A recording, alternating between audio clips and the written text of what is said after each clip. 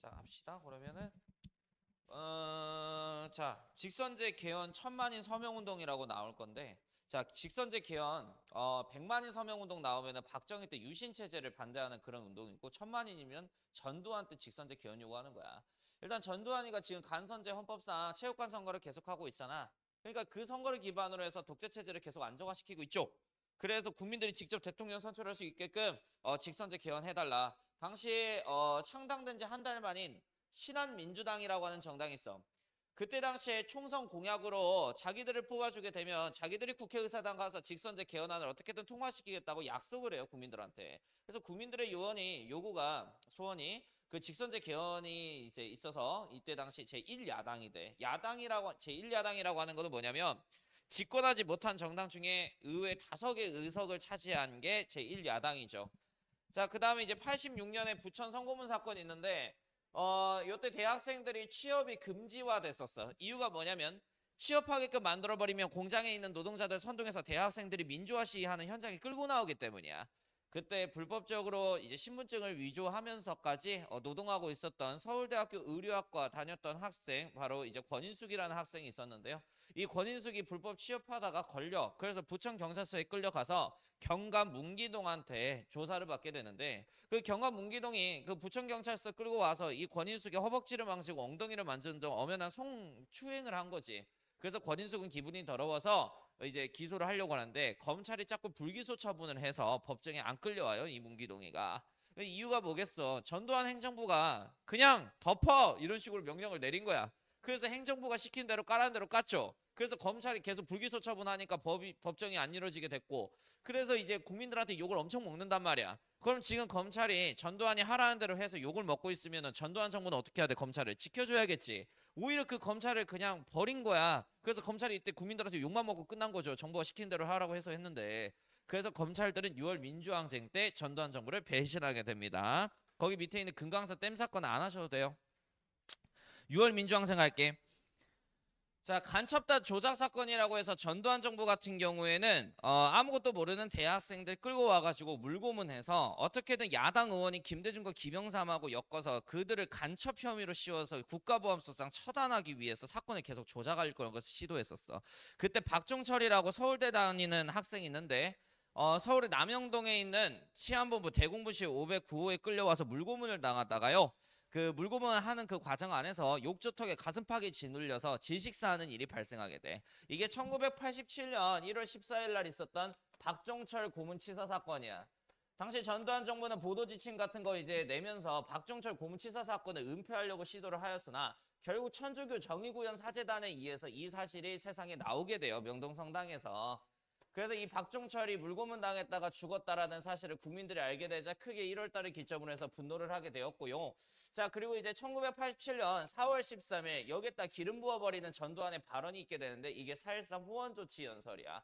전두환이 TV에 나와서 이렇게 얘기를 해. 저희 여당인 민주정의당은 국민들이 원하는 대로 직선제 개헌안을 통과시키려고 노력을 하였으나 야당 측에서 여기에 대해서 심하게 반발을 하여서 체육관 선거하는, 즉 간선제 헌법을 그대로 수호하겠다라는 선언을 한 거야. 그럼 체육관 선거 계속 독재 해먹겠다는 소리 아니냐. 그래서 이 4.13 후원 조치가 간선제 헌법 수호하겠다는 그런 의미였고, 그래서 체육관 선거가 아니라 우리는 국민들이 직접 대통령을 선출하기를 원한다. 직선제 개헌안을 따기 위해서 6월 민주항쟁이 발생하게 돼요. 그래서 시험 문제 풀 때 6월 민주항쟁의 직접적인 배경을 쓰라 하면은 4.13 후원 조치라고 쓰시면 깔끔. 자, 일단은 뭐 시위가 대학생을 중심으로 있게 되는데, 6월 9일 날 연세대학교 정문 앞에서 시위하다가 돌아가신 분이 있어. 그게 이한열 열사예요. 되게 유명한 인물이죠. 그래서 이한열 열사는 연세대학교 학생들과 함께 호원철폐 독재 타도를 외치면서 시위를 하고 있었는데, 경찰이 이한열 열사 뒤통수에 체류탄을 쏴버리게 됐고, 결국 뒤통수에 체류탄을 맞은 이한열 열사는 6월 15일까지 병원에서 사경을 헤매다가 저 세상으로 떠나시게 돼요. 그래서 이한열 열사 이 체류탄 사건을 들었던 많은 국민들은 60국민대회라는 것을 6월 10일 날 하게 돼. 자, 이 60국민대회를 중심으로 전국적인 시위로 또 확장이 되기 시작하는데, 6월 민주항쟁을 이끌었던 이 시민단체의 이름을 꼭 기억하셔야 돼요. 그게 민주헌법 쟁취 국민운동본부야. 자, 어휘에 그 사람들의 철학이 담겨 있다고 얘기를 했었잖아. 자, 그럼 이거 한번 풀어보자. 민주헌법 쟁취 국민운동본부의 조직 이름이. 자, 그럼 이들이 쟁취하고자 하는 민주헌법은 뭐야? 직선제 개헌안을 말하는 거야. 국민들이 직접 대통령을 선출할 수 있도록. 그래야 국민들이 독재 정부를 막을 수가 있는 거잖아. 그지? 자, 그리고 이제 6월 18일 들어가게 되면 부산에서 시위하고 있었던 직장인이 이태춘 열사가 시위하다가 또 경찰이 잘못 쏜 최루탄에 맞아서 고가도로에서 낙사하는 일이 발생하게 돼요. 그래서 이한열 열사나 이태춘 열사가 언급되면 6월 민주항쟁 사료다 이렇게 구분하시면 될 것 같고, 자, 전국적으로 한 100만 명 정도 뛰쳐나오기 시작하니까 당시 대통령이었던 전두환은 안 되겠다 싶은 거지. 그래서 여당 총재, 민주정의당 총재였던 노태우를 불러. 그래서 뭐라 그러냐? 일단은 전두환이가 이 체육관 선거 간선제 헌법을 유지하려고 했었던 목적은 뭐였냐면, 만약에 차기 대통령에서 김영삼, 김대중 등 야당 인사들이 대통령이 돼봐. 그럼 자기들은 내란 혐의로 법정 끌려가는 거야. 그러니까 같이 내란을 일으킨 군부 세력인 노태우가 다음 대통령이 돼야 되는 거지, 전두환 입장에서는. 그럼 방법은 체육관 선거밖에 없었던 거야, 간선제. 그런데 지금 100만 명이 전국적으로 뛰쳐나오다 보니까 어쩔 수 없이 직선제 개헌을 해야 돼. 그래서 태우야, 어쨌든 직선제 개헌안을 통과시켜야 될 상황이면 네가 국민들에게 이 직선제 개헌안 네가 이끌겠다고 얘기를 해라. 그래야 최소한의 지지율이라도 얻을 수 있지 않냐라고 얘기를 한 거야. 그래서 노태우가 알겠어 형 이렇게 해서 6월 29일 날 네모나게 생긴 TV에서 네모나게 생긴 새끼가 나와요. 그래서 이제 노태우가 이런 발언을 해. 국민들이 원하는 대로 저희 여당 민주정의당 측에서 어떻게든 직선제 개헌안을 통과시키겠습니다. 이게 6월 민주항쟁의 결과물 6.29 민주화 선언이에요. 자, 이렇게 해서 6.25 민주항쟁의 결과 얘기할게. 자, 현행 헌법인 9차 개헌안이 이렇게 해서 통과되게 되는데, 9차 개헌안의 중심 내용은 이게 현행 헌법이야. 지금 현재 대통령 임기는 5년이죠. 그리고 중임은 없습니다. 딱 한 번만 할 수 있어요. 5년 단임제. 그리고 국민들의 손으로 직접 대통령을 선출하는 직선제 형식으로 헌법 개정안이 통과가 되게 됐다. 그리고 또 하나 더, 대통령의 위헌 행동 및 위헌 법률을 심사하기 위해서 객관적인 심사기구 하나가 나오게 되는데, 자, 이렇게 해서 9차 개헌을 통해서 우리가 알고 있는 헌법재판소라고 하는 기구가 이렇게 해서 탄생을 하게 되었어요. 통합사야 다 하니까 헌재는 뭔지 알 거 아니야, 그지? 자, 그러면 이제 이 6.29 민주화 선언 이후에 이제 노동자들의 요구 시위도 막 확대가 되기 시작한단 말이야. 자, 전두환 군부 독재 시대에는 이 노동자들이 집단적으로 뭔가를 할 수는 없겠죠. 그러니까 억누르는 분위기라. 자, 근데 이 6월 민주항쟁이라고 하는 민주화 운동 사건을 기점으로 전두환의 군부 정권에 금이 나기 시작하는 거야. 그럼 그 금을 시민들은 팔고 들어야지. 그래야 정확한 시민들의 주권을 확립할 수 있잖아. 그래서 노동자 대투쟁 사건이라고 있었어요. 경상도에 있는 노동자들이 파업 시위하고 운동한 거야. 인권 향상을 위해서 87년에. 그리고 이 단체에 따라 별표 이 단체 시험 문제 많이 나와. 89년에 만들어진 건데, 경제정의 실천 시민연합이라고 하는 단체가 있어. 별표 줄여서 경실련이라고 선생님들은 얘기를 하는데, 경제정의 시민 실천연합, 이 단체가 왜 만들어졌는지 한번 어휘를 풀어보면 알 수 있다. 봐봐, 경제 정의를 실천하기 위한 시민연합이래요. 그럼 이전에 전두환 정권 때는 경제적으로 정의로웠다 안 정의로웠다? 정의롭지 않았다. 특히 무슨 문제가 심했냐? 정경유착이 문제가 심했거든. 그러니까 이 기업주들은 정치인들 뒷자금 대고 있고, 그리고 그 뒷자금 받는 정치인들은 자기가 권력 한 따까리 해먹게 되면 그 기업한테 독점 판매권 이런 거 주고. 그래서 이러한 정경유착 문제를 누가 단속해야 돼? 주권을 갖고 있는 시민들이 단속을 해야 돼. 그래서 만든 게 경제정의 실천 시민연합이야. 자, 그래서 일단 이 정경유착 문제 폐해를 개선하기 위해서 만든 건데, 자, 여기 옆에다가 적어. 나중에 김영삼 대통령 때 93년에 이 단체가 금융실명제를 따내는데 큰 영향을 줘요. 금융실명제는 뭐냐면 우리 대기업 회장님들이 세금 덜 내려고 자기 재산을 차명계좌로 닦고 은닉하는 거야. 그래서 금융기관 이용할 때 무조건 본인 실명으로만 이용해라, 이런 걸 금융실명제 제도라고 얘기를 하는데, 경제정의 실천 시민연합 측에서 금융실명제를 나중에 김영삼 정부 때 따내게 됩니다.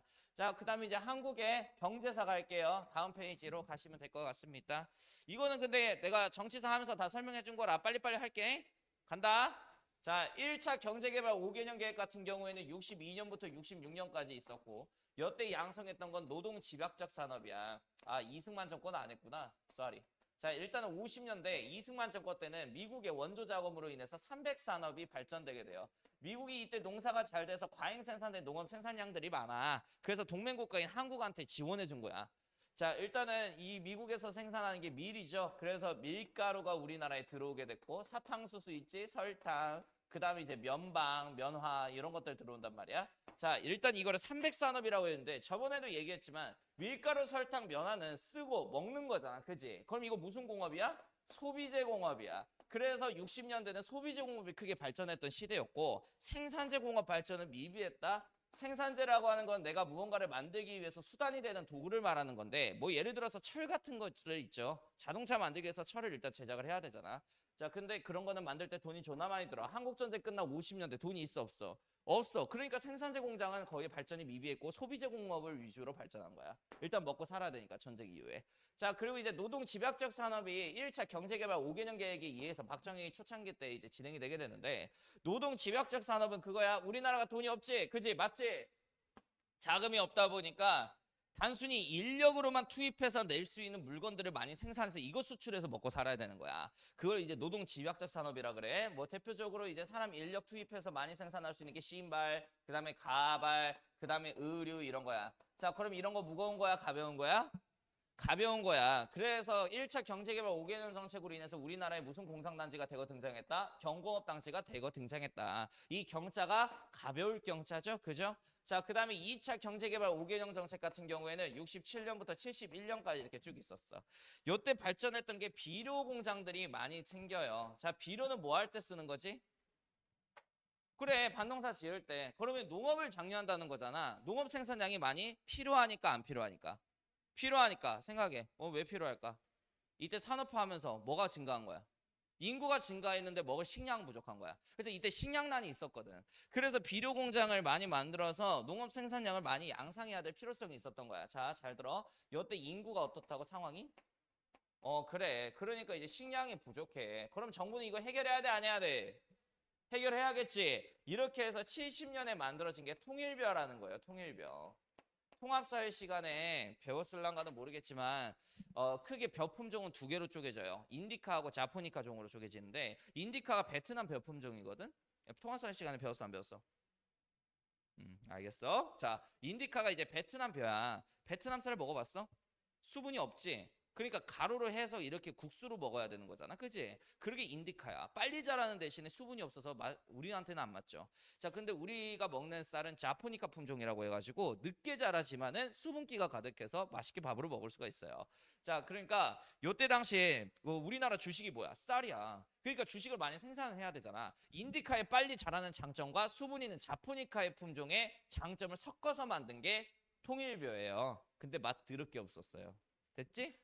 50원짜리 동전 알아? 거기에 벼 그려져 있거든. 그게 통일벼야. 박정희가 만든 거. 됐니? 그리고 또 하나 더. 자, 먹을 게 없다 보니까 혼식, 분식 문화를 장려해. 국가 자체가. 혼식 문화라고 하는 거는 뭐겠어? 혼자 먹으라라는 거야. 여럿이서 같이 먹게 되면 음식 낭비가 심하니까. 그리고 분식, 된장찌개 끓여놓고 하루에 다 처먹지 말고 3세끼 나눠 먹어라. 이런 걸 이제 장려했던 게 이때 당시에요. 그래서 비료 공장이 되고 등장한 거야. 이런 논리 개연성까지 같이 공부해야 이게 확 와닿아서 안 까먹는 거야. 이해됐지? 설계도를 만들고 몇 걸로 만들어야 돼? 건물 지을 때도 그러니까. 자, 그 다음에 이제 시멘트 공장이 되고 만들어지게 되는데 요 당시에 그럼 시멘트 공장이 만들어진 이유가 있겠지. 갑자기 박정희 대통령이 새벽기도 영발로 만든 건 아닐 거 아니냐. 그지? 자, 시멘트 공장 만들어지게 된 까닭이 70년에 새마을운동 사건이 있었어. 이게 뭐였지? 낙후된 농촌을 도시촌을 리모델링하자 이런 거였잖아. 그러니까 이때 당시 뭐 전주도 마찬가지지만 다 자갈길이었단 말이야. 자갈길을 다 무슨 길로 깔자? 아스팔트로 깔자. 그때 그럼 필요한 거 뭐야? 시멘트야. 그래서 시멘트 공장이 필요한 거야. 연도가 딱 맞아 떨어지잖아. 그지? 자, 그리고 이제 70년에 우리나라 서울하고 부산을 잇는 무슨 고속도로 탄생? 경부고속도로 탄생. 그러면 지금 이것도 연도가 딱 맞아 떨어지죠. 그러니까 시멘트 공장 대거 필요하지. 그리고 이제 70년대 경상도를 중심으로 경공업단지가 많이 만들어지다 보니까 공업단지가 만들어진다는 거는 공장이 만들어졌다는 소리지. 그럼 그 공장 건물 올릴 때 필요한 것도 뭐야? 시멘트네. 그러니까 시멘트 공장이 이때 많이 만들어진 거라고. 자, 오케이. 그리고 이제 사회 간접 자본이 많이 확대가 돼요. 나 이거 저번 시간에 알려줬다. 야, 친구들아, 사회 간접 자본이 뭐야?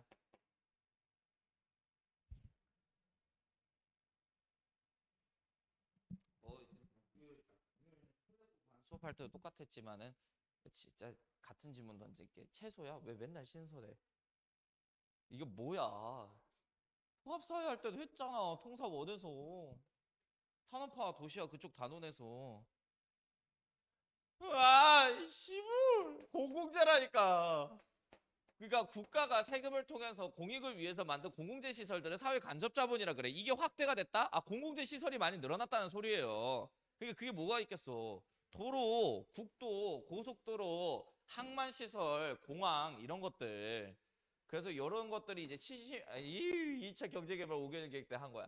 자, 봐봐. 62년에는 울산에 대공업단지가 만들어진다 그랬었잖아. 그러면 선생님이 왜 하필 울산이라 그랬지? 경상도의 여러 도시는 왜 박정희 대통령은 울산을 공업단지 개발지역으로 정해? 그렇지. 뭔가 운반할 수 있는 바닷길 항구가 있고 또 울산에 만들려고 하는 공장이 정유공장하고 그 다음에 제철공장하고 석탄공장이야. 자, 요걸로 포인트 잡아야 돼. 정유가 무슨 뜻이야? 단어 풀어. 그렇지. 정제된 기름을 말해. 자, 그럼 기름에 있는 불순물들 닦아내려면 깨끗한 뭐가 필요해? 워터, 물이 필요해. 그러면 그거 바닷물이어야 돼, 강물이어야 돼?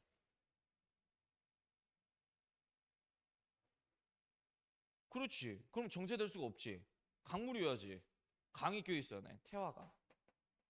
그래서 경상도에 강하고 바다가 동시에 있는 곳이 울산이에요. 그래서 여기에다가 공장단지 깐 거야. 이해됐어?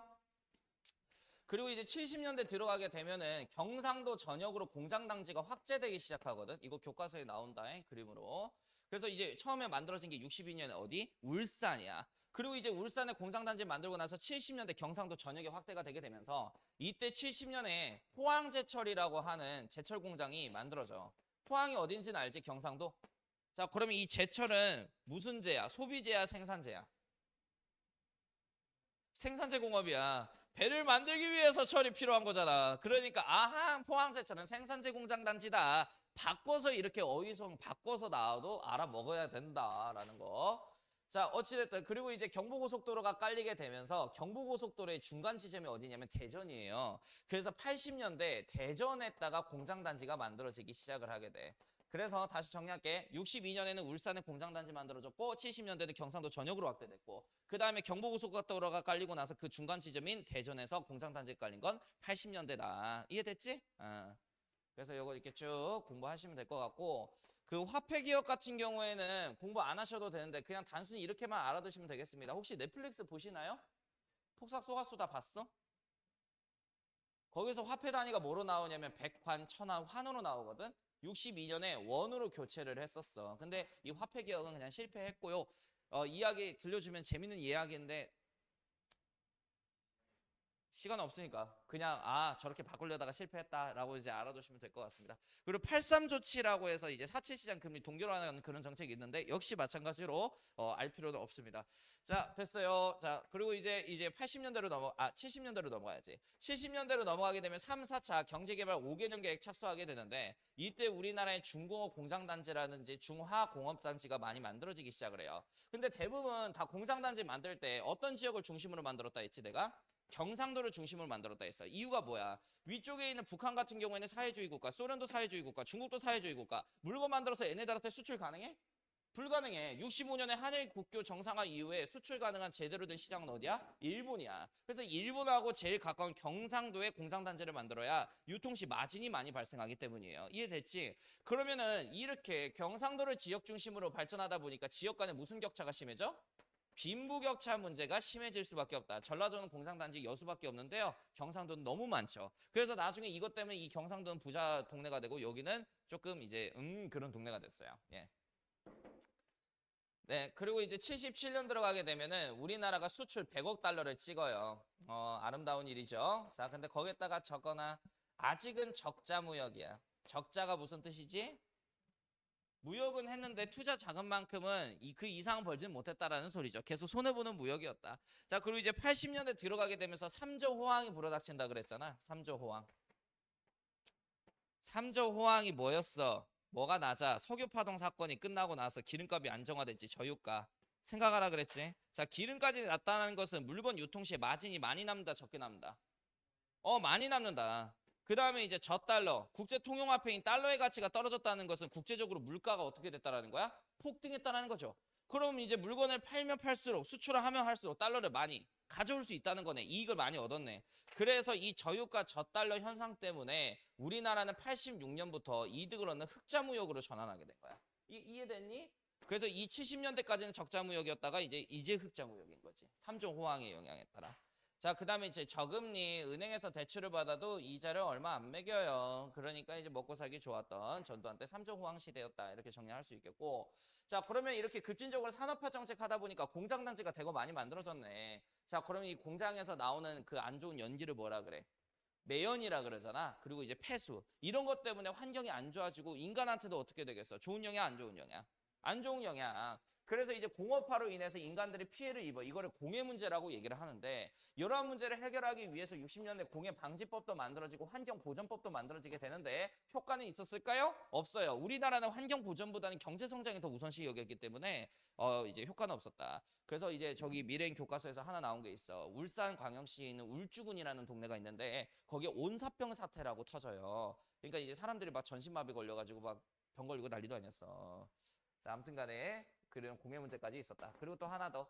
자, 요때 당시 산업화를 하다 보면은 일자리가 많이 생기는 어디로 이제 농촌의 인구가 집중돼? 도시야. 그럼 도시 주택 가격은 어떻게 된다는 거지? 막 올라간다는 거예요. 자, 이러다 보니까 70년대 뭐가 등장하기 시작하냐면 판자촌이 등장하기 시작해. 판잣집 만들어 놓고 불법 거류하는 거죠. 서울 동네에. 그래서 이분들이 주로 어디서 사냐면 달아가 가까운 곳이라 그래서 달동네라 그래. 거기서 모여 사는데 박정희 대통령은 서울 이렇게 딱 시찰하는데 불법 거류민들이 달동네에 이렇게 막 사는 거야. 꼴 보기 싫었지? 그래서 경기도 광주로 강제 이사시키려다가 시위에 부닥친 게 광주 대단지 사건이죠. 자, 경제사 끝났습니다. 우리나라 교육제도에 대한 변천사 얘기할게. 이승만 정권 때는 초등학교 의무교육을 본격적으로 시행하기 시작해요. 근데 이게 헌법에 명시된 거는 1차 헌법, 재헌헌법이 48년에 명시가 되었는데 한국전쟁 때문에 초등 의무교육이 제대로 실시가 됐을까? 안 됐어. 그래서 한국전쟁 끝나고 나서 진짜 실시한 거는 54년부터라고 생각하면 돼. 이해됐지? 자, 그러면 왜 초등학생들부터 의무적으로 학교 가게끔 만드는 걸까? 문맹률을 줄이기 위해서 있죠. 일제강점기 시절에는 우리 조선 사람들 일부러 어떤 상태로 만들었어, 일본 놈들이?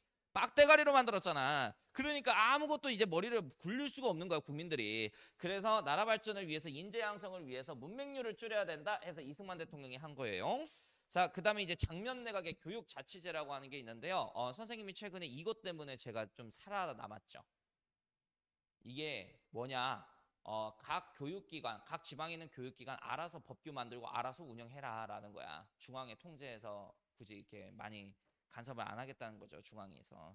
그래서 강원도 교육법이 다르고요. 여기 전라도 교육법이 달라요. 그래서 최근에 선생님이 그거 걸렸다 그랬잖아.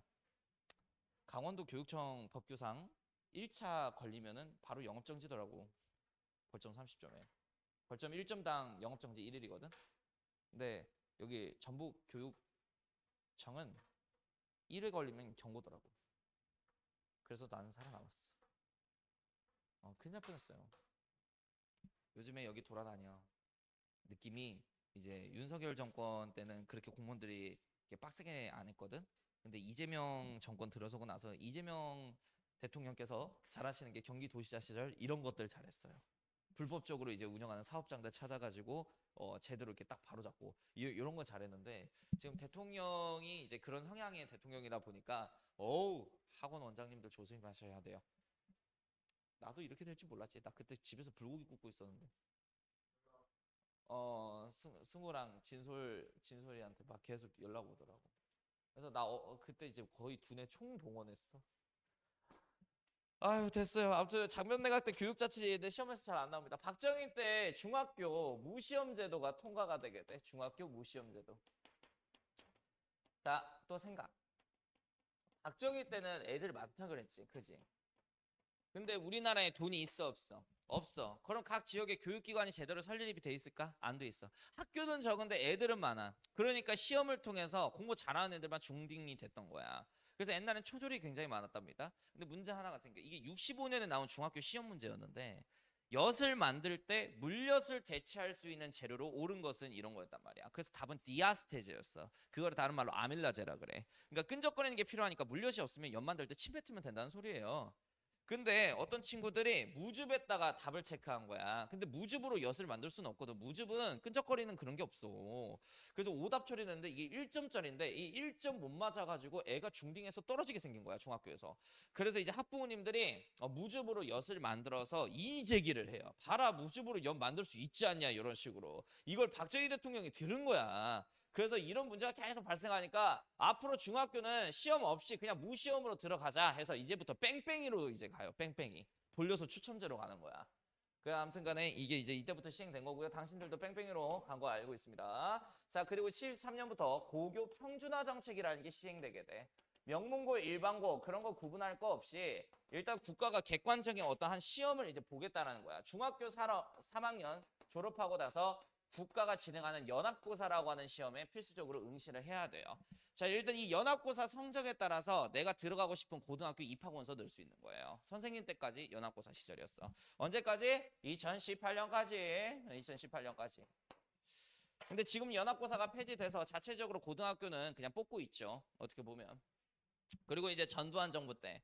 전두환 정부 때는 730 조치라고 해서 전두환은 공교육을 양성하기 위해서 사교육을 아예 금지화시킵니다. 사교육을 금지화시켰다는 것은 여태 대학생들 과외하면 돼, 안 돼? 안 되는 거야. 그리고 또 하나 더 졸업정원제라고 하는 게 만들어지게 돼. 졸업정원제. 자, 공부를 해서 졸업을 하기 위해서는 무조건 어떤 특정 등수 안에 들어야 되는 거야. 그래서 대학생들아 나와서 민주화 요구 시위하지 말고 도서관 가서 뭐 해라. 공부나 해라. 이런 의도죠. 만약에 공부 안 해가지고 졸업을 못하면 엄마 등골 브레이커 되는 거잖아. 등록금으로 우리 집 돈 다 나가는 거고. 그리고 여태가 대학별 본고사라 그랬죠. 대학 교수님들이 대학교에서 직접적으로 문제를 내다 보니까 너무 괴랄해요. 문제 자체가. 공교육으로 대비가 안 되는 거야. 그래서 전두환 대통령은 이 대학별 본고사를 폐지하고 학력고사라고 하는 것을 도입 준비합니다. 학력고사는 그냥 교과서 달달달달 외우면 이제 들어가는 시험인 거야. 입학. 자, 그래서 나중에 94년에 김영삼 정권은 이게 암기 시험 위주로 가다 보니까 훌륭한 인재 양성이 안 된다라는 거야. 응용, 논술력, 사고력을 측정해야 된다고 해서 94년부터 니네들이 알고 있는 대학 수학능력 시험, 즉 수능이 94년부터 시행되게 됐고 지금까지 수능이네요.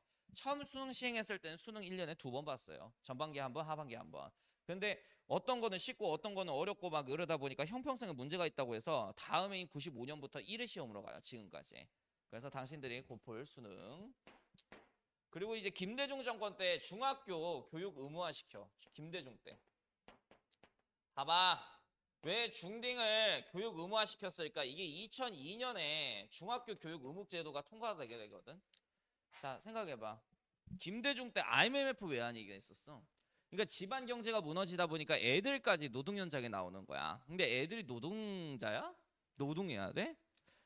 그래서 애들 노동 현장에 보내지 말고 강제로 학교로 보내라고 중학교 의무교육 제도를 만든 거야. 2002년에. 이게 IMF의 영향이에요. 그러니까 지금 보면 이게 인문학은 어떤 키워드가 나와. 이유가 무조건 뭐가 있어 없어. 있는 거야. 그 이유를 찾아서 공부해야 공부가 되는 거야.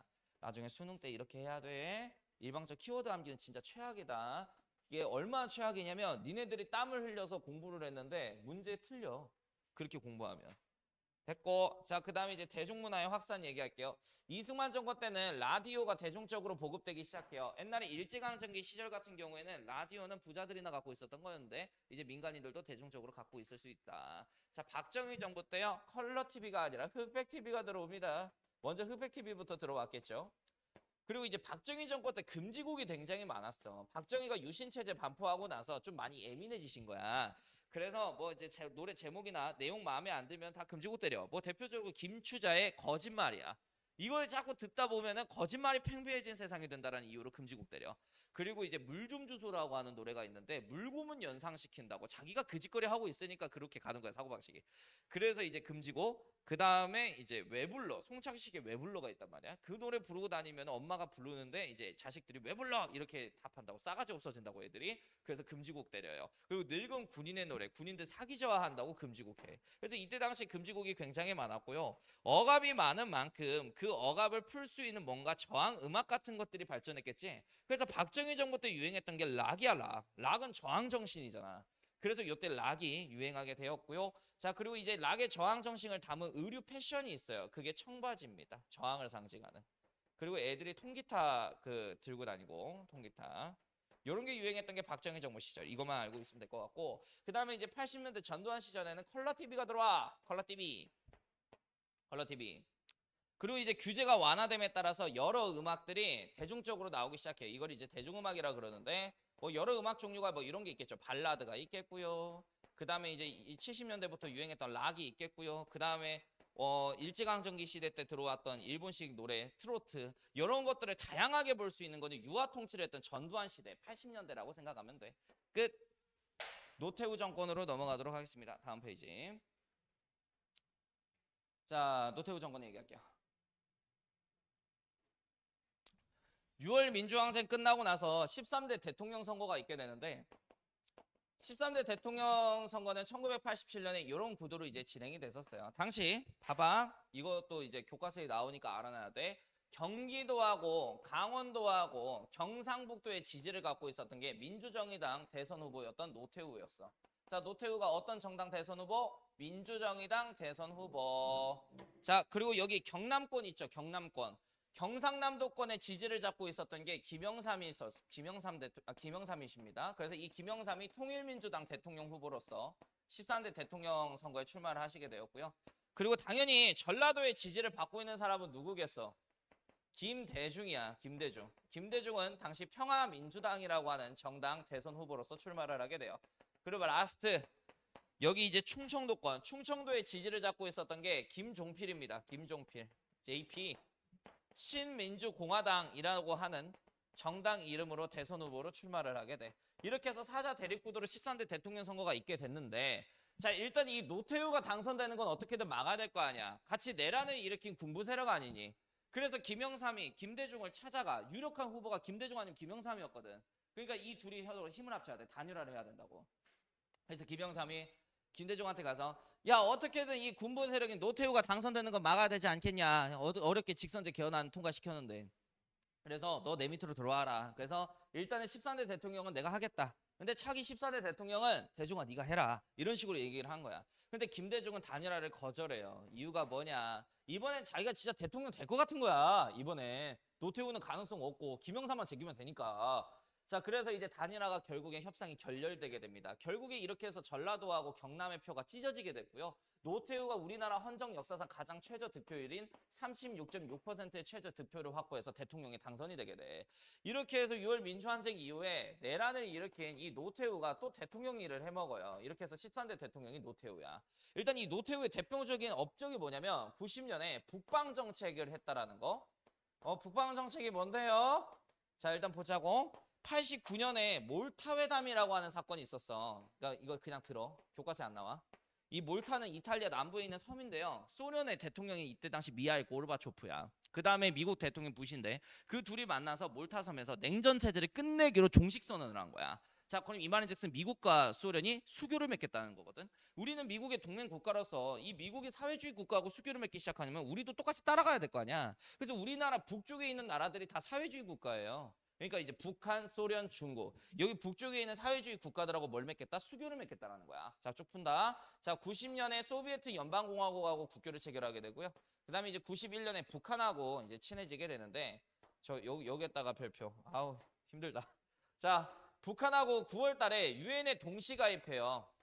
유엔이 2차 세계대전 끝나고 만들어진 국제평화유지기구잖아. 자, 국제평화유지기구에 북한과 남한이 동시 가입했다는 건 뭐야? 서로 싸우겠다 안 싸우겠다. 남북한은 안 싸우겠다라는 합의하에 유엔에 들어간 거야. 그리고 서로를 정통성 있는 국가로 인정하고 들어간 거겠죠.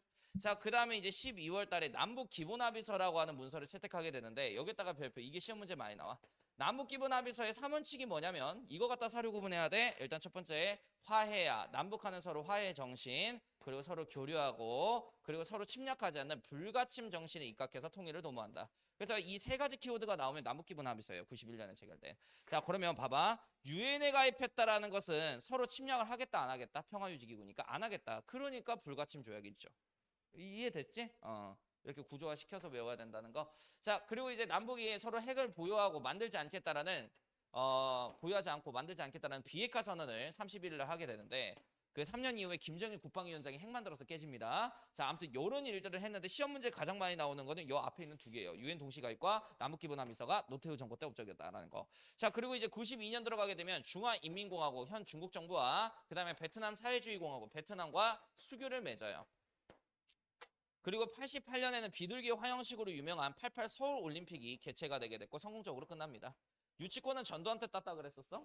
자, 그리고 또 하나 더 지방자치제 부분적 시행. 선생님 지방자치제가 뭔데요? 자, 전두환 때는 임명제였습니다. 그러니까 대통령이 야, 너 전주시장 해! 라는 식으로 이제 그렇게 한 거야. 자, 그런데 우리가 민주주의 국가잖아. 민주주의 국가에서는 각 지방을 다스리는 지방자치장을 지방민들의 선거를 통해 선출을 해야겠지. 그걸 지방자치제라 그러는데 부분 시행이라고 하는 거는 지금 임명제 체제에서 지방자치제를 바로 전면적으로 시행할 수는 없어요. 모두 전국에 부작용이 있을 수 있으니까 일단은 이제 특별시하고 직할시 한해서만 시행돼. 특별시가 어디겠어? 서울이야.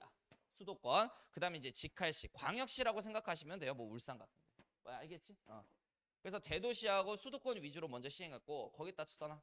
95년에 전면적으로 시행해. 전면적으로 시행했다는 거는 전국 모든 지역에서 지방자치 선거가 있었다라는 거야. 그러니까 지금 여기 있는 전주에서 시장을 전주 사람들이 뽑은 게 김영삼 정권 때부터예요. 이해됐어요? 그리고 요것도 별표, 요것도 시험 문제 많이 나와. 3당 합당 사건이야. 일단은 노태우가 36.6%로 당선이 됐고 그때 지지율 이렇게 써놔야지. 김영삼 28%, 김대중이 27%였는데 어찌됐든 뭐 부랴부랴 대통령 선거에선 이겼어요. 노태우가. 근데 국회의원 뽑는 총선에선 이겼을까? 압도적으로 진 거야. 그래서 우리나라 헌정 역사상 최초의 여소야대 형국이 등장을 해.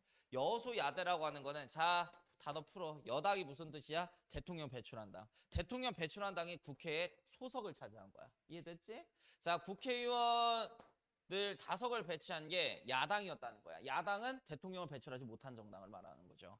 그래서 이 민주정의당은 조금 앉아있고 나머지 통일민주당, 평화민주당, 신민주공화당이 다석을 차지해버린 거지. 자, 그럼 입법부를 장악한 야당 의원들은 같이 힘을 합쳐서 이 노태우하고 전두환 정권을 조지려고 하겠죠.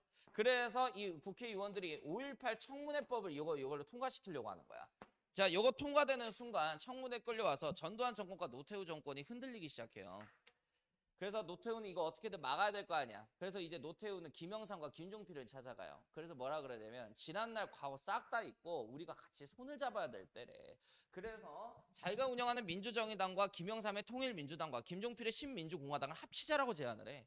그리고 차기 14대 대통령은 자기가 밀어줄 테니까 영삼이가 하고 15대 대통령은 종필이가 하는 걸로 가자. 라는 식으로 해서 이 세 개의 정당이 합쳐지게 된 거야. 이게 3당 합당 사건이야. 90년에. 자, 여기에 대한 결과로 민주정의당과 통일민주당과 신민주공화당이 합쳐져서 민주자유당이라고 하는 거대 여당이 탄생을 하게 돼요. 자, 그러면 갑자기 이제 여당이 다석을 차지하게 된 거죠. 이제 야당은 김대중의 평화민주당 하나밖에 없는 거야. 이렇게 해서 야당이 통과시키려고 했던 5.18 청문회는 결국 무산되게 된 거죠. 자, 그리고 나서 이제 이 지지율을 받았던 민주자유당의 대선 후보로 나온 게 김영삼이고 이 김영삼이 14대 대통령에 당선되는데 성공해요. 이 김영삼 정권의 별명은 문민정부입니다. 군인이 아니라 민간인이 대통령이 됐기 때문에 문민정권이라고 얘기를 하는 거야. 자, 이 김영삼 정권의 첫 번째 업적 얘기할게. 자, 93년에 금융실명제라고 하는 걸 통과시켜요.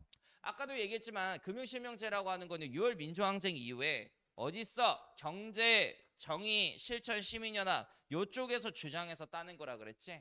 자, 이제 무조건 금융기관 이용할 때 본인 실명으로만 이용해야 되는 거야. 차명계좌 이용 안 됩니다. 자, 어쨌든 뭐 첫 번째 업적이 뭐다? 금융실명제다. 금융실명제. 거기 뒤에 넘겨주세요. 그쪽 이미 끝났어요. 그리고 이제 93년에 공직자윤리법이라고 하는 거를 통과시키게 돼요. 자, 전두환 노태우 때 각부 장관들이나 대통령이나 비리 이런 게 굉장히 심했단 말이야. 비리 저지르면 돼? 나라의 정치권을 갖고 있는 사람들이? 그러면 안 되지. 자, 1급 공무원들, 뭐 대통령, 국회의장, 대법관, 그리고 각부 장관들이 1급 공무원이라고 칭하는데 걔네들은 전 국민들한테 재산을 공개해야 돼요. 법적으로. 그러면 갑자기 재산이 출처불명하게 올라가. 그럼 뒷돈 받은 거죠. 이렇게 해서 이제 경제적으로 뭔가 정의로운 사회를 만들기 위해서 이런 정책 같은 걸 했다. 그리고 이거는 교과서에 안 나오니까 그냥 들어요. 한강에 있는 성수대교가 이때 붕괴가 돼요. 그러니까 우리나라 건축이 빨리빨리 하는 그런 문화가 있었기 때문에 제대로 건축이 안 된 거죠. 그래서 하필 출근 시간인 아침 7시 55분에 성수대교가 무너져서 많은 사상자가 발생을 하게 됐고 이때 김영삼은 나와서 사죄를 합니다. 그리고 또 사죄할 일이 또 생겼어요. 서울 서초동에 있는 삼풍백화점이 95년에 붕괴가 됐거든. 그래서 삼풍백화점 붕괴 사건도 김영삼 정권 때 있었어. 그리고 또 하나 더, 김영삼이가 대통령이 됐을 때 전두환하고 노태우한테 약속했던 게 있어. 노태우가 이런단 말이야. 영삼아, 너 밀어줄 테니까 너 대통령 돼서 우리 신군부 내란죄로 혐의를 씌워가지고 처벌하면 안 돼? 알겠어. 이런 식으로 합의해서 대통령 된 거거든. 되자마자 처벌하려고 들어요, 김영삼이. 그래서 전두환과 노태우가 크게 저항한단 말이야.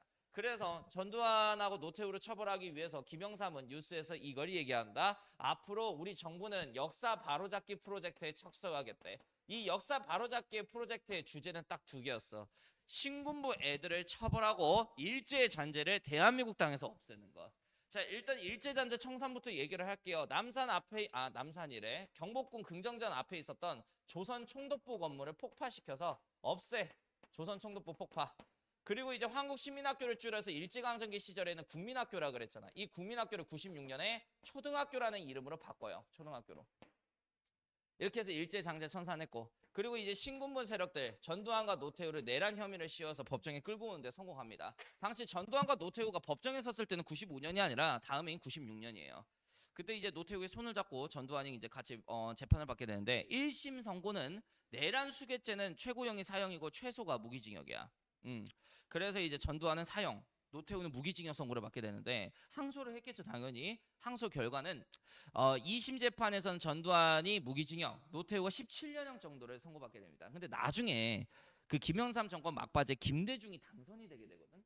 그래서 이 당선인이 김대중이 아직 임기 남은 김영삼 대통령을 찾아 청와대에 와요. 그래서 김대중이 이렇게 건의한 거야. 우리가 옛날에 얘네들 때문에 고생을 했는데 얘네들 자꾸 조지고 막 계속 그러면은 지역 감정이 심해진다는 거지. 그래서 이 지역 민족 대통합 명목으로 이들을 사면 조치 시켜주자라고 얘기를 해. 용서해 주자라는 거야, 김대중이. 그래서 김영삼이 나도 그렇게 생각한다 해서 김영삼 정권 막바지에 특별 사면 조치돼서 어떠한 형벌도 당하지 않은 상태로 천명을 누리다가 2024년에 전두환과 노태우는 저 세상을 뜨게 되죠. 역 같은 일이지. 자, 그리고 이제 96년에 OECD에 가입을 해요. 이 OECD가 경제협력기구를 줄여서 말하는 건데 여기에 가입했다라는 거는 우리나라가 선진국 반열에 올라갔다는 거야. 그래서 막 샴페인 터치고 있었는데 다음에 97년에 IMF 외환위기가 찾아오게 됩니다. 자, 일단 이 외환이라고 하는 거는 외환, 달러를 말하는 거예요. 우리나라 달러가 사라졌다는 소리야. 왜 그러냐? 전두환 때 저금리 정책 했잖아. 은행에서 대출을 받아도 이자가 얼마 안 돼. 그러다 보니까 우리나라 대기업들이 문어발식 기업 투자 확장을 하기 시작해요. 그러면 투자 자금은 어떻게 얻냐? 대출을 했죠. 자기 자본이 아니라. 자, 그러면 이제 대출을 했으면 A은행에 대출을 했으면 A은행이 짤랑딸랑 돈 갚을 시간 됐어요. 상환금 내놓으세요 라고 하면서 원금 상환을 요구할 거 아니야. 근데 이미 문어발식 기업으로 확장을 했기 때문에 돈이 없어, 현찰이. 그럼 B은행에 가서 대기업들은 또 대출을 해와요. B은행에서 빌린 돈 갖다가 A은행에 상환금을 지불하는 거야. 그럼 B은행이 또 딸랑딸랑 원금 상환 날짜 왔어요 이럴 거 아니야. 그럼 또 C은행에 가서 대출을 받아가지고 그것 갖다가 또 갚는 거야. 그러니까 이거를 뭐 다른 말로 속된 말로 카드 돌려막기라 그러거든. 이런 식으로 한국 기업이 운영되고 있으니까 우리나라 투자 신용도는 어떻게 돼? 밑바닥을 기게 되겠지. 그래서 미국 월가 시장에서 이런 소문이 돌아. 한국 기업에 대한 투자를 손절하는 것은 지능순이다. 그래서 이제 다 투자자들이 손절하고 다 투자 자금을 회수하기 시작하는 거야. 그래서 우리나라의 기업의 그 근간을 이루고 있었던 달러들이 다 해외로 빠져나가기 시작하는 거죠. 국제 통용화폐인 달러가 없어졌다는 것은 국제사회에서 우리나라 경제 수준을 보장을 못하는 상태, 정크 상태에 빠졌다는 거야. 그래서 이런 경제 위기를 극복하기 위해서 IMF에, 국제 통화기금이 IMF에 달러를 빌려오기로 우리나라 정부 사람들은 계획을 하게 됩니다. 이때 당시 IMF가 와가지고 협상 조건으로 내걸었던 거는 이거였어. 우리나라의 대기업을 남기고 나머지 기업은 전부 다 철폐할 것. 이유, 대기업은 이미 한국의 대기업은 국제시장 안에서 상품성이 보장이 돼 있다는 거야. 그런데 상품성이 보장 안 돼 있는 중소기업 살리겠다고 한국 정부가 쓰잘데기 없이 돈 쓰면 우리 IMF 측에서 대출한 그 돈을 언제 상환하냐는 거지. 그래서 대기업만 남고 싹 다 철폐해서 당신들이 지금 취업할 데가 없는 거예요. 옛날에는 그 공장이 오히려 더 많았어요, 노동자들보다. 그래서 먹고 살기는 좋았는데. 자, 그리고 이제 또 하나 더. 정규직 노동자들은 뭐 4대 보험 들어줘야 돼, 퇴직금 줘야 돼 막 그런단 말이야. 그런 거 다 챙겨주면서 언제 상환하는 거지, 대한민국 정부가. 그래서 계약직으로 다 전환시킬 거. 계약직은 딱 자를 수 있죠. 퇴직금 안 줘도 됩니다, 이때 당시에는. 자, 이렇게 해서 구조조정이 들어가. 그럼 IMF 외환위기 이후에 실업자는 증가하게 되었고 우리나라 안에서는 빈부격차가 엄청 심해지게 되죠. 기업들이 줄도산하다 보니까 결제 대금을 못 줘서 빚더미 앉게 된 우리나라 사장님들이 자기가 살고 있는 집을 다 내놓기 시작해요. 요때 그 서울에 있는 압구정 현대아파트가 원래 8천만 원이었는데 4, 5천까지 떨어져. 반토막 난 거야. 그리고 그때 반토막 난 집들을 다 삽니다. 요때 정계 사람들이라든지 좀 돈 좀 번다는 사람들이 다 사요. 그래서 지금 압구정 현대아파트 가격 80억 이렇게 되지. 그래서 이로 인해서 강남 건물주가 등장을 하게 돼요. 그래서 IMF 외환위기 이후에 젊은 청년들은 취업할 곳이 없어지게 됐고 의대 그리고 사교육에 집중할 수밖에 없는 체제가 만들어졌고 그리고 빈부격차는 심해져서 부자들은 압도적인 부를 누비면서 자손 대대로 먹고 살기 좋아진 사회가 된 거고요. 서민들은 너무 힘들게 살죠. 그러면 IMF 외환위기는 결국 대기업의 쓰잘데기 없는 그 부채 때문에 생긴 거야. 그럼 대기업이 갚아야 되잖아. 이걸 또 국민 탓으로 돌려요. 한국 정부와 대기업은. 뭐라 그러냐? 국민들이 물 부족 국가인데 물을 펑펑 써서 기름 한 방울 안 나온 나라에서 자동차를 타고 다녀서 그 다음에 뭐 OECD 가입했다고 선진국 반열에 올랐다고 백화점 가가지고 명품백 사치 향락생활을 즐겨서 그래서 국민들이 이 가스라이팅에 속아가지고 아 혹시 우리 때문이구나 라고 생각해서 금모기 운동을 98년부터 해. 예물로 받았던 반지 같은 거 다 녹여가지고 이걸 기부를 한 거야. 이렇게 해서 우리는 IMF 외환위기를 3년 만에 극복하게 됐고요. 국민들의 힘으로. 이렇게 국민들이 피땀 흘려서 모은 금은 대기업의 부채를 갚는 데 사용되게 됐고 이로 인해서 빚의 부담에서 자유로워진 대기업들은 지금 천수를 누리고 있죠. 그리고 이때 대기업 부채 갚겠다고 힘들게 기부하신 우리 부모님들은 서민으로서 아파트 한 채 사기도 힘든 상황에서 그렇게 힘들게 자식 기르고 있고요.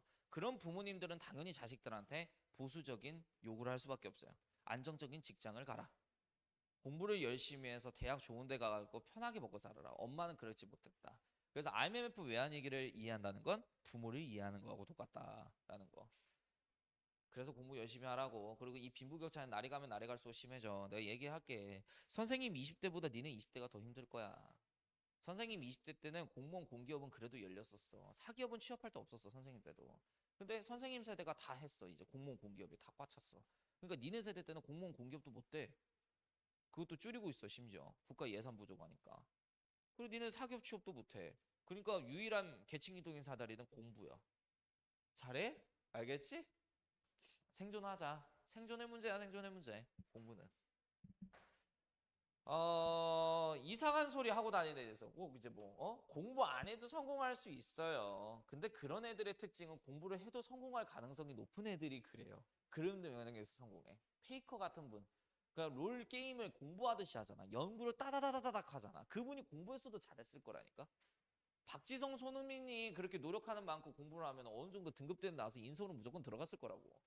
자, 아무튼간에 이제 김영삼 끝났고요. 이제 바로 15대 대통령 김대중 가겠습니다. 김대중 같은 경우에는 IMF 외환위기를 먼저 극복을 해야 돼요. 그래서 98년에 금모으기 운동을 진행한 대통령이고요. 금모으기 운동.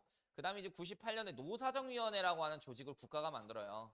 일단은 우리의 나라 기업이 다시 부흥을 해야 이 경제 위기를 극복할 수 있겠지. 애당초에 잘린 이 노동자하고 사장님 사이가 역 같은데 기업이 부흥될 수가 있겠어? 그 사이를 중재해주는 단체로서 노사정위원회라고 하는 단체를 정부가 만드는 거야. 그래서 민금, 임금, 밀린 임금 받을 수 있도록 도와주고 그런 단체예요. 자, 그리고 이제 98년에 김대중은 햇볕 정책이라는 걸 하기 시작합니다. 북한하고 사이 좋으려면은 따스한 햇볕을 쬐줘야 된다. 그래서 햇볕 정책인 거야. 그래서 나중에 이것 때문에 노벨 평화상에 이제 노벨 평화상을 받게 되죠. 자, 일단은 이제 현대창업적 정주영 회장님이 사실 강원도 홍천 사람이에요. 북한 사람이야. 그래서 김정일 국방위원장한테 한우를 기부합니다. 그래서 소떼 1,001마리를 평양에 기부를 해요. 그리고 이제 이것 때문에 마음이 풀렸던 김정일 국방위원장은 금강산 해로 관광을 시작하게 됩니다. 일단 이 금강산은 북한 정부가 허가가 있어야 관광을 할 수가 있는데 바닷길로 관광하는 걸 98년부터 허용해줘요. 자, 그리고 이제 역사적인 순간이 있게 되는데 김대중 때 2000년에 1차 남북 정상회담이 개최가 되게 돼. 자, 남한의 대표하고 북한의 대표가 처음으로 평양에서 만나는 순간이었어. 자, 이때 김정일 국방위원장과 김대중 대통령이 이때 6.15 남북 공동성명문을 채택하게 되는데 여기다가 별표 이거 시험 문제 많이 나와. 자, 6.15 남북 공동성명문의 핵심적인 내용은 뭐냐? 북측에서 주장한 연방제 통일안과 남한에서 주장한 연합제 통일안의 절충안이 있다는 것을 확인하고 이 통일안을 바탕으로 통일을 도모하겠다라는 거야. 자, 그럼 선생님 연방제 통일안이 뭔가요? 잘 들어봐. 80년에 김일성 주석이 제안한 통일안이 있었어. 그게 연방제 통일안인데 일단 이 남한하고 북한하고 서로의 경제체제를 포기를 못하겠다라는 거야. 그래서 1국가 2체제야. 연방이라고 하는 거는 국가끼리 연합해서 거대한 연합국가가 되는 걸 말해요. 그래서 1국가 2체제. 남한은 자본주의, 북한은 사회주의. 그래서 합쳐서 고려민주연방공화국이라는 이름으로 합체제. 이기대로 만약에 통일됐으면 우리나라는 고련이라고 불려졌겠죠. 그런데 남한에서는 이렇게 주장해. 어떻게 하나의 국가에 두 개의 경제체제가 있을 수 있냐라는 거야. 1국가 1체제. 이게 연합제 통일 아니야. 그러니까 통일할 거면 자본주의 하나로 통일을 해야 돼. 이게 연합제 통일이야. 그래서 무산됐거든. 그래서 이때 김대중과 김정일이 이전에 80년에 주장했던 북한이 주장했던 낮은 단계 연방제 통일한 거야. 그 다음에 남한에서 주장했던 연합제 통일안에 절충안이 있다는 걸 확인하고 통일을 도모한다라는 말을 이렇게 명시해 놓은 거예요. 자, 그리고 나서 이때 개성공단 만들기로 합의를 합니다. 황해도 개성, 북한 지역이죠. 여기다 공장단지 만들기로 합의를 한 건데 북한에서는 노동자를 대고 우리나라에선 자본과 기술력을 대줘서 이렇게 공장단지 만들기로 합의가 돼요. 자, 그리고 이제 경인선 복구사와 합의가 됩니다. 경인선이라고 하는 거는 우리나라 수도하고 북한의 신의주를 잇는 거야. 서울하고 신의주. 자, 그래서 이거 복구 사업에 합의되기로 이때 다 이게 합의가 된 거고요. 자, 그리고 이제 민주당 정권, 김대중 대통령 때는 민주당 정권이 항상 집권하게 되면 복지 정책에 많이 힘을 쓰거든. 자, 봐봐. 요거 별표. 기초생활보장법이 제정돼. 기초생활보장법. 99년에. 생각하라고 했어요. 김대중이 갑자기 기도하다가 새벽 0발로 만든 거 아니야, 이거? 자, 97년에 IMF 외환위기가 터졌죠. 그럼 터지자마자 실업자가 바로 등장하냐? 그건 아니야. 그 다음 해가 제일 심각한 거야. 그래서 98년에 실업자들이 너무 많아졌고 일자리 잘리다 보니까 너무 사람들이 먹고 살기 힘들어져. 그래서 기초생활 하시는 분들을 어떻게 해야 돼? 국가는 도와줘야겠지, 이 위기로부터. 그래서 기초생활 수급자한테 수급을 주는 기초생활 보장법을 IMF 외환이기 때문에 99년에 제정하게 된 거야. 이해됐지? 네, 됐습니다. 그 다음에 이제 여성. 우리나라가 좀 가부장적 가치관이 있지 않소. 그래서 여성 인권 향상하겠다고 여성부를 2001년에 만들게 되는데 아시다시피 이 2001년에 만들어진 여성부는 나중에 노무현 정권 때 2005년에 여성가족부로 이름을 바꾸게 됩니다. 2005년에. 그리고 요거 하고 이제 김대중 끝. 낙선운동이라는 게 있어. 김영삼이 뭐 정치인들 임명을 했고 그리고 김영삼 정권 때 국회의원들이 비리가 되게 많았거든. 그러면은 차기 대통령 김대중 정권한테 국민들이 원하는 거 뭘까? 제발 좀 비리 없고 깔끔한 정치인들 좀 올려주세요. 뭐 이런 걸 원하지 않겠냐? 그러면 이 정치인들 공천은 누가 해? 공직자 추천 누가 해? 정당의 역할이란 말이야. 그래서 여당 본사와 야당 본사 앞에 가서 총선 시민연합이 16대 총선을 맞이해서 저희 시민들이 주권을 갖고 있는 사람으로서 그 이 정당에서 공천한 이 국회의원 후보의 뒷조사를 해보니 옛날에 박정희 정부 때 뒷돈 처먹은 나쁜 새끼더라. 그래서 이 새끼를 좀 공천 좀 하지 마세요 하는 식으로 해서 선거에서 낙마시킨다고 해서 이걸 낙선운동이라고 그래. 이해됐죠? 그럼 김대중 정권 때 시민들의 영향력이 증가했다 감소했다? 상당히 증가했다라는 것을 우리가 파악할 수가 있죠. 그 김대중 다음에 누구예요? 노무현 대통령이에요. 그래서 이제 노무현 대통령에 대한 얘기 할게 좀 여기다가. 아이고 16대 대통령 노무현. 자, 일단 이 민주당 후보로서 노무현 대통령이 당선은 됐는데 노무현 대통령은 당선되자마자 레임덕 위기에 놓여지게 돼요. 탄핵 위기에 놓여지게 돼. 2004년에. 이유가 뭐냐면 노무현 대통령이 우리나라 검찰 조직을 별로 안 좋아해. 그래서 대선 후보 시절부터 검찰도 개혁해야 된다고 이렇게 주장했어요. 당시 여당이 민주당이죠. 야당이 어디냐면 새누리당이야. 이 새누리당의 대표적인 인물이 이명박 박근혜죠. 자, 당시 민주당 쪽에서도 검찰하고 조금 연루되어 있는 사람들이 많습니다. 그래서 노무현의 검찰 개혁을 민주당 당원들 사이에서도 별로 안 좋아했었어요. 그래서 제대로 된 한국 정부의 개혁을 위해서는 검찰 개혁을 지지하는 순수한 민주당 당원들과 함께 다른 정당으로 나가야겠다 생각한 거야. 그래서 노무현이 대통령 되고 나서 자기를 지지하는 친노무현파를 이끌고 열린우리당이라는 이름으로 새롭게 정당 만들어서 나가버려. 그러니까 이 민주당 입장에서는 여당이었는데 갑자기 야당이 돼버린 거야. 그래서 이 민주당과 새누리당은 짜고 치고 이 노무현에 대한 보복을 해요. 그래서 이 노무현이 잘못하긴 했어요. 노무현 대통령께서 지방선거 때요. 열린우리당 우리 의원들이 그 정치 잘할 준비가 돼 있대. 지지를 많이 해달라고 대통령이 호소하고 다닐 거야. 이거 선거법 위반이야. 그래서 선거법을 위반했다는 이유로 노무현 대통령에 대한 탄핵소추안이 이날 가결이 되게 됩니다. 자, 그래서 이제 헌법재판소로 그 판결이 넘어가게 되는데 헌재는 선거법을 대통령이 위반한 거는 맞으나 대통령을 탄핵할 정도로 귀중한 사유는 아니다라고 해서 결국 이 대통령 탄핵을 기각을 하게 돼요. 자, 이렇게 해서 이제 임기를 그래도 수행을 할 수가 있게 되었다. 자, 그리고 2004년에 미국과 이라크가 전쟁하고 있었는데 미국의 원군 요청에 따라서 미국을 돕기 위해 이라크에 우리나라 한국군 자이툰 부대가 파견이 되게 됩니다. 이렇게 해서 미국은 파병해줄 우리 한국 정부에게 돈을 지원해주게 돼요. 박정희하고 비슷한 거 한 거지. 자, 그래요. 자, 그리고 이때 개성공단이 완성이 돼요. 공장단지가 김대중 때 합의본. 그 다음에 이제 경의선이 복구가 이루어지기 시작합니다.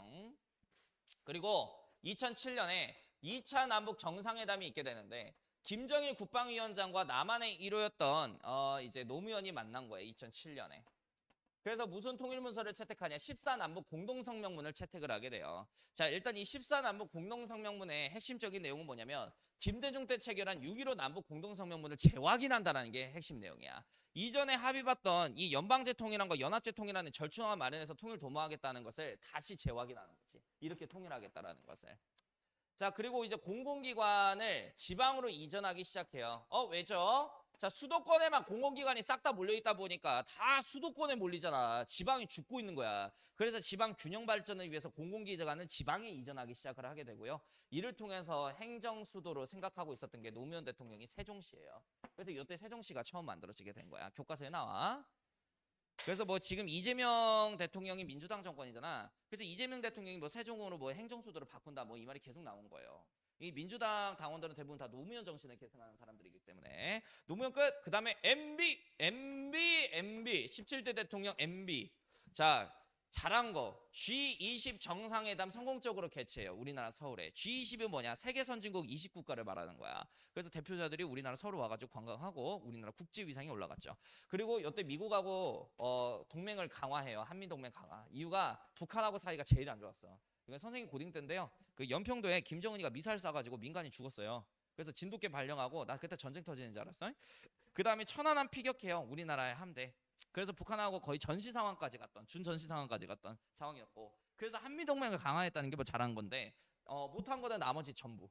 자, 일단 이 MB는 거기다 적어놔. 작은 정부를 주장해. 로버트 노직 기억해? 사회정의와 불평등 단원? 명박이가 노직 좋아해. 이명박 대통령이. 자, 국가는 복지를 하는 존재가 아니라는 거야. 그래서 일단 대기업들을 먼저 살려 자본주의 국가 안에서 국가 경제력이 올라간다는 거지. 그래서 복지를 축소하겠대요. 그리고 공기업들, 원래 공익 목적으로 이용되는 기업들이잖아. 그걸 민간 투자자들이 투자할 수 있고 민간인들이 경영하게 그 규제를 풀어버리겠대. 공기업 민영화. 자, 근데 이거 막아요. 우리 시민들이. 그 다음에 미국산 소고기 대거 유입하겠다라고 하고요. 그 다음에 4대강 사업이라고 그러죠. 우리나라 4대강이 한강, 낙동강, 금강, 영산강 이렇게 있는데 거기를 있는 대운하를 만들겠대. 또 정화 사업을 하겠대. 근데 하다 말아가지고 괜히 4대강만 오염되고 끝납니다. 자, 연평도 사건, 아니 연평도 사건에. 자, MB 끝났고 그 다음에 이제 18대 대통령이 누구야? 그네. 국내 공주는 최초의 여성 대통령이죠. 2014년 4월 16일 날 세월호 사건이 있었고요. 근데 박근혜 정부가 그거에 대해서 제대로 대처를 못해서 위기 대처 능력이 떨어진다는 평가를 많이 받게 된 사건이었고 우리나라 한국사 교과서를 국정교과서화 시키겠다라는 걸 발언했어요. 2015년에. 자, 그럼 국가가 만들게 되면은 편향적인 역사를 배우게 되죠. 근데 이거 대학 교수들이 나서서 반대해서 끝내 막아내는데 성공을 하게 되었고요. 그리고 2016년에 최순실 비선실세 사건 게이트가 이제 터지게 되면서 박근혜는 결국에 12월 6일자를 기점으로 결국 탄핵소추안이 가결되게 됐고 2017년 3월 10일 헌법재판소에서 일하시는 재판관 8명의 만장일치 동의에 의해서 박근혜 대통령 탄핵이 완료가 되게 되죠. 그래서 우리나라 최초의 여성 대통령이자 탄핵 대통령이 되신 게 박근혜 대통령이시다. 자, 그 다음에 이제 19대 대통령이 문재인이에요. 문재인. 자, 2018년 평창 동계올림픽을 성공적으로 이제 개최하는데 성공을 하게 됐고 유치권이 이명박 대통령이 땄습니다. 자, 그리고 2018년에 3차 남북 정상회담 별표 이거 굉장히 많이 나와. 3차 남북 정상회담.